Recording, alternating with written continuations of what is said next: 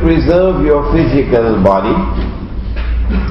لِتَكُونَ لِمَنْ خَلْفَكَ آيَةً. I'm translating for you word for word. لِتَكُونَ, that you will be, meaning your body when it is rediscovered.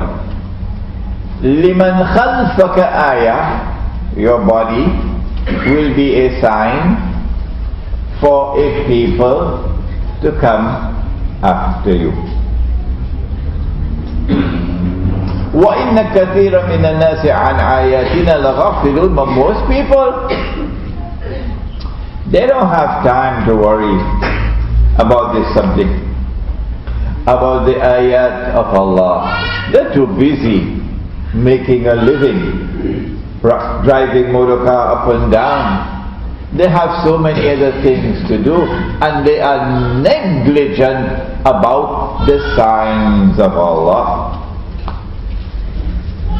Now, who are these people for whom Allah has preserved the body of Fir'aun? That this body of Fir'aun will be a sign for them. Who are these people to come after? There are in the Quran two kinds of verses, ayat. In Surah Ali Imran, Allah subhanahu wa ta'ala explains that there are ayat in the Quran which are muhkamat, plain, clear, the foundation of the book, hunna ummul kitab. These ayat which are muhkamat, they are the very foundation of the book. But then he says there are other ayat which are mutashabihat. And those mutashabihat are ayat which are not plain. We may use the word coding. So you have to penetrate the code. How can you penetrate the code? Allah knows the meaning. And in addition to Allah, الراسخون في العلم, they also know the meaning. What's راسخون في العلم? راسخون في العلم means the most learned of all. You have to be the most learned of all, that category, to be able to understand certain ayat of the Quran. راسخون في العلم. And in Surah Al-Kahf, remember, when Musa alayhi salam said, I am the most learned of all men, you tired of me talking about that now. Allah says, no, you're not. There's one more learned than you are. He says, I want to meet him.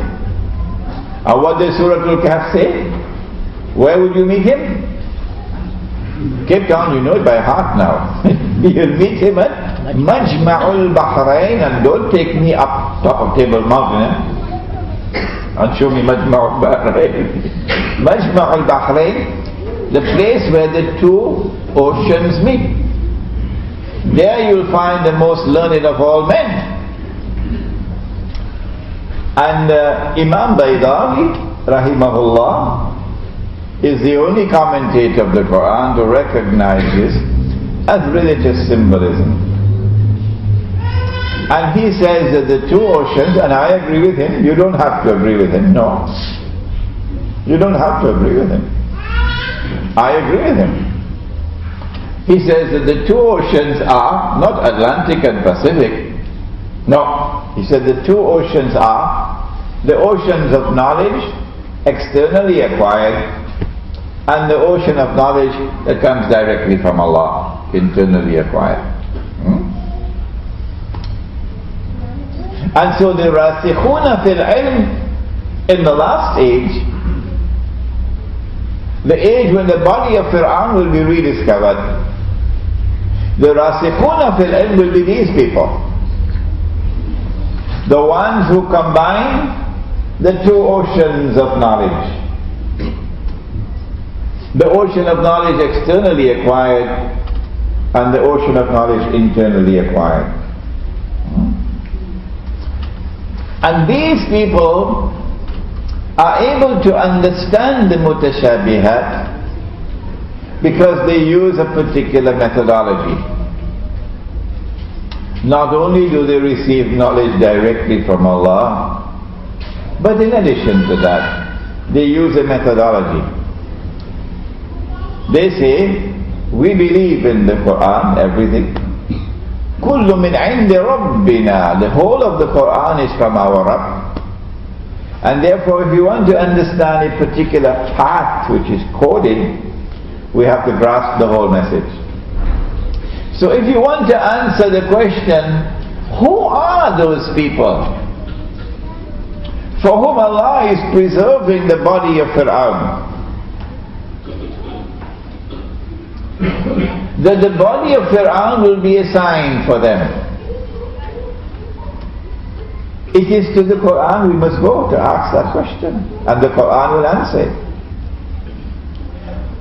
A people who live the way that Pharaoh lived, and a people who will die the way Pharaoh died.